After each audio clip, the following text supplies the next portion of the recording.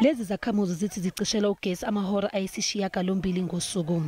Ngishela ugesi ushisa ikamero lami liphelile nya angina impahla angina nex angina ingubo anginambhede. Le mibhikisho iphazamise izikole kanye nezitolo zikhala nangokuqoza kokuthunyelwa kwezidingo nqangi endaweni.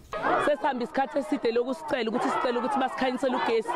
Manje kwenza ukuthi sithatha ama-action ukuthi sitoyitoye abantwana abakhona ukufunda, abakhona ukugeza babaye ezikoleni, abakhona amanzi ziyabolishe befrijini. Umasipala iGovan Mbeki othwele kanzima ukweleta iEskom imali engaphezulu ka2.3 billion wamarandi. Because of the aged infrastructure and also the limitation in terms of capacity that we have to supply, our notified maximum demand was reduced by Eskom on the basis that it was causing damage to the infrastructure that Eskom is having.